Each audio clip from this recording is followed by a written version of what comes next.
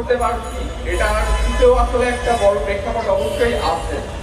আজকে আমরা হয়তো এখানে আসতে পারছি, কিন্তু হয়তো 1 বছর আগেই যদি এখানে এই ধরনের কোনো প্রোগ্রাম করার চেষ্টা করা হতো, তাহলে কি হতো, হয়তো আমাদের এখন একটা ভয় ভয় থাকতে হতো যে এখনই হয়তো কেউ হামলা করবে, এখনই কেউ অ্যারেস্ট করবে এই ধরনের। কিন্তু আজকে আমরা এই যে ভয়ভীতিহীন ভাবে একটা সংহতি সমাবেশ আসতে পারছি, এর কৃতিত্ব আমাদের এই জুলাই বিপ্লবের যে শত শত শহীদ, সহস্রাধিক শহীদদের। তাই প্রথমেই আমরা সেই শহীদদের জন্য অবশ্যই চাই আপনারা সবাই তাদের জন্য দোয়া করবেন, আমরাও দোয়া করি। তারা আমাদের যে দেশটা দিয়ে গেছে তার জন্য। আজকে শাহবাগে আসছি, পাশেই জাতীয় জাদুঘর, এইখানে আমি প্রথম যখন আসছিলাম তখনই ভাইয়া আমার সাথেই আসছিল। ইভেন এই যে জাতীয় জাদুঘর থেকে শুরু করে এই যে ঢাকা বিশ্ববিদ্যালয় অঞ্চল, এই পুরোটাই ভাইয়ার সাথে ঘুরে ঘুরেই আমার চেনা হয়েছিল। কিন্তু আজকে আমাকে এখানে এমনভাবে এখানে দাঁড়াইতে হয়েছে, আমি কখনোই চাই নাই যে এখানে আমাকে দাঁড়াতে হোক অথবা অন্য কাউকে কখনো দাঁড়াতে হোক। কিন্তু সেই 7 অক্টোবর 2019 সালের রাতে সেই সারা রাত ধরে পিটিয়ে হত্যা করার কারণে যেই এক পরিস্থিতির মধ্যে যে আমাদের পুরো পরিবারকে যেতে হয়েছে, যার কারণে আমাদেরকেও বাধ্য হয়ে হয়তো আজকে এখানে আসতে হচ্ছে। কারণ আমরা কোনো অবস্থাতেই চাই না সেই আমার ভাইকে যারা হত্যা করেছে তারা কোনো অবস্থাতেই ছাড় পায়। আপনারা সবাই জানেন যে ইতিমধ্যে সেই হত্যার একটা রায় হয়েছে। সেই মামলার জন্য এখন আবার হাইকোর্টে আপিল করেছে আসামি পক্ষ থেকে।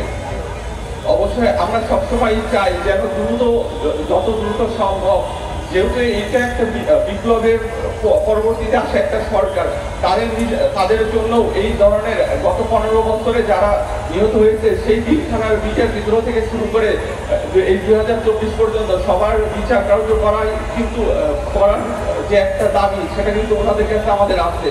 তাই আশা করব যে আবরার ফাহাদ থেকে শুরু করে এই সকল বিচারগুলো একে একে শুরু করার মাধ্যমে তারা এই ছাত্র জনতার যে একটা চাওয়া তাদের কাছে তা পূরণ করা শুরু করবে।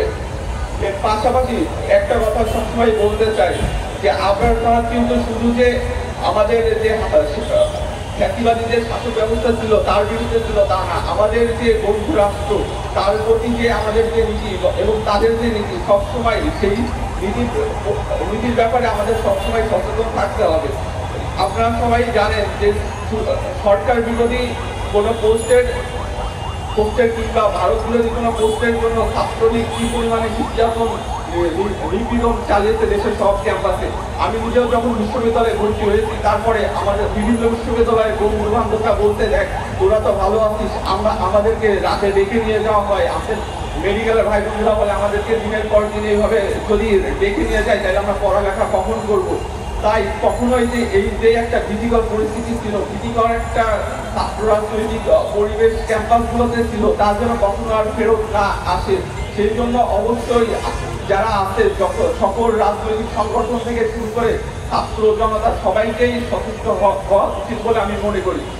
আর অবশ্যই আমাদের যে এতদিন যে একটা কালচার ছিল, মূলত আবরার ফাহাদকে মারার পিছনে যে একটা কারণ ছিল যে শিবির ট্যাগ দিয়ে কাউকে মারা গেলেই সবকিছু যায়, এই যে ট্যাগ দেওয়ার জন্য একটা মনস্তাত্ত্বিক ধারণা আমাদের মধ্যে গত 15 বছর ধরে ঢুকিয়ে দেওয়া হয়েছে। আমাদের এখন কিছু হলে আমরা সবসময় প্রমাণে ব্যস্ত হয়ে যাই যে না আমি শিবির না, আমি ছাত্রদল না, আমি এই না ওই না। কিন্তু এই যে ট্যাগিং এর জন্য আমাদের মধ্যে একটা মানসিক পরিবর্তন বা আমাদের মনে একটা ভয় ঢুকে গেছে, এই ভয় থেকে পরিবর্তনের জন্য অবশ্যই আমাদেরকে আবার নতুন করে সচেতন হতে হবে। আমাদের কোনোভাবেই আর সেই পুরাতন খেলায় ফিরে যাওয়া যাবে না। আর পরিশেষে মনে করি কোনো অবস্থাতেই বাংলাদেশে আর কোনো ক্যাম্পাসে যেন আবরার ফাহাদের ঘটনার পুনরাবৃত্তি না হয়। আমরা জানি যে আবরার ফাহাদের মতো ঘটনা দেশে আরো অনেক জায়গায় হয়েছে, কিন্তু হয়তো তারা শেষ মুহূর্তে গিয়ে জীবনে বেঁচে গেছে, অথবা কোনো কারণে তাদেরকে পঙ্গু করে রেখে দেওয়া হয়েছে, অথবা তাদের ঘটনাগুলো সামনে আসে। কিন্তু এই ধরনের ঘটনার জন্য ভবিষ্যতে আর কোনো অবস্থাতে না ঘটে, এই জন্য আমাদের নিজেদেরকে সবসময় সচেতন থাকতে হবে। সেই শুধুমাত্র ব্যক্তি স্বার্থকেন্দ্রিক যে ব্যক্তির লাভের উদ্দেশ্যে যে রাজনীতি হতো ক্যাম্পাসগুলোতে, সেটা যেন কোনো অবস্থাতে ফেরত না আসে, এই জন্য সবাইকে সচেতন থাকার অনুরোধ জানাবো। আর পরিশেষে বলবো আপনার প্রাক্তন সকল শহীদদের জন্য আপনারা দোয়া করবেন এই বলে আমি আমার বক্তব্য